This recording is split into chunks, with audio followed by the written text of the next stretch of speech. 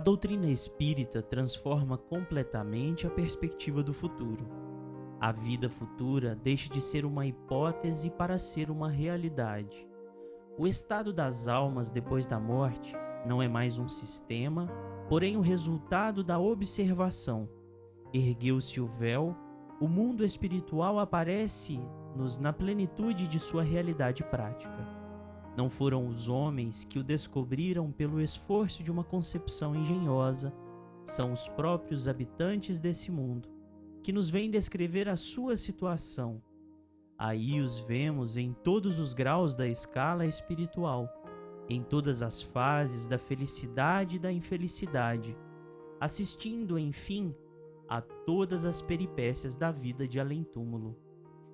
Eis aí porque os espíritas encaram a morte calmamente e se revestem de serenidade nos seus últimos momentos sobre a terra. Já não é só a esperança, mas a certeza que os conforta. Sabem que a vida futura é a continuação da vida terrena em melhores condições e aguardam-na com a mesma confiança com que aguardariam o despontar do sol após uma noite de tempestade. Os motivos dessa confiança decorrem outrossim dos fatos testemunhados e da concordância desses fatos com a lógica, com a justiça e bondade de Deus, correspondendo às íntimas aspirações da humanidade. Para os espíritas, a alma não é uma abstração, ela tem um corpo etéreo que a define ao pensamento, o que é muito para fixar as ideias sobre a sua individualidade, aptidões e percepções.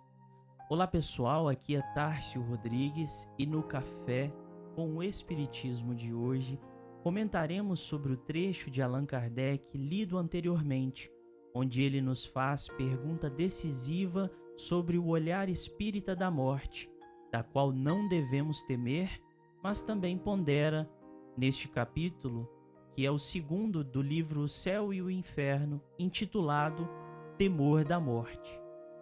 Cumpre considerarmos o quanto de abrangência tem a explanação de Kardec a respeito do temor e destemor por essa que se constitui a hora de transição entre os planos físico e espiritual. Ele ressalta que o temor da morte está na proporção direta da melhor compreensão da sorte futura, muito vinculado com a ideia anteriormente levantada no capítulo O Porvir e o Nada, onde as crenças sobre a vida após a morte influem radicalmente na perspectiva e condução do presente. Afirma ele que este temor é um efeito da sabedoria da providência e uma consequência do instinto de conservação comum a todos os viventes. Ele é necessário enquanto não se está suficientemente esclarecido sobre as condições da vida futura, como contrapeso à tendência que sem esse freio nos levaria a deixar prematuramente a vida e a negligenciar o trabalho terreno que deve servir ao nosso próprio adiantamento. Portanto, como ainda não guardamos o devido respeito a que a vida faz jus, é natural, na fase evolutiva em que nos encontramos, permanecer encoberto o véu que esclarece a vida de além-túmulo. Pois se existisse demasiada clareza para alguns, certamente chegariam a atentar contra a própria vida, acreditando ser possível uma transição mecânica entre a situação atual da humanidade a progredir para a angelitude da felicidade e pureza.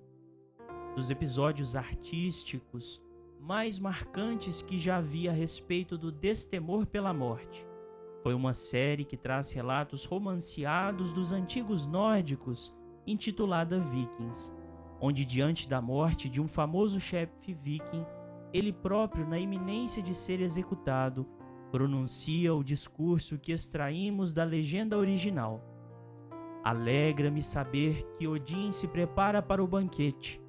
Logo estarei bebendo hidromel em chifres curvados. Este herói que entra em Valhalla não lamenta sua morte. Não devo entrar no salão de Odin com medo. Lá esperarei meus filhos se juntarem a mim, e quando se juntarem, deleitar-me-ei com as suas histórias de triunfo. O Aesir me receberá, minha morte vem sem pedidos de desculpas, e recebo as valquírias para me levarem para casa. Essa passagem, sendo mítica ou real, retratando a vida de um grupo que, apesar da própria ignorância e talvez até muita brutalidade, nos relembra que nossos antepassados tinham bastante confiança numa continuidade e perpetuidade da existência além do estado material.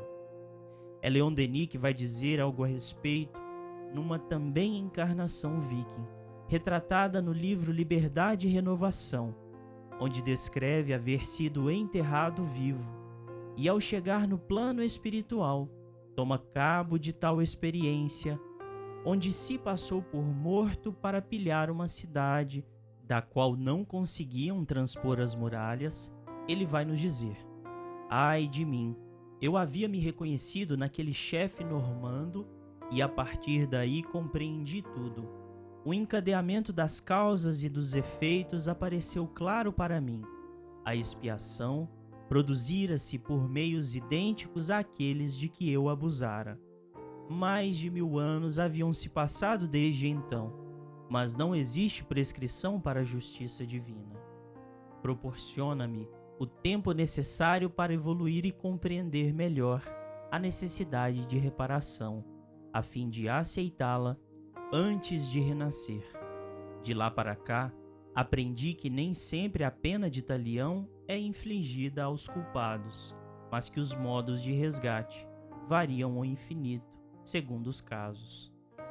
E entre acertos e desacertos, temor e destemor pela morte, surge a vida futura com os aspectos de responsabilidade e solidariedade entre as mais diversas reencarnações, para dizer à humanidade que temos as ferramentas adequadas no presente para construirmos nossa própria felicidade futura e avançar com honra do visível para o invisível, do ponderável para o imponderável, apreciando e valorizando cada vez mais a vida que nos engrandece e aperfeiçoa.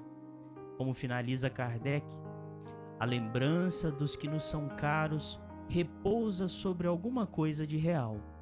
Não se nos apresentam mais como chamas fugitivas que nada falam ao pensamento, porém sob uma forma concreta que ante nos mostra como seres viventes.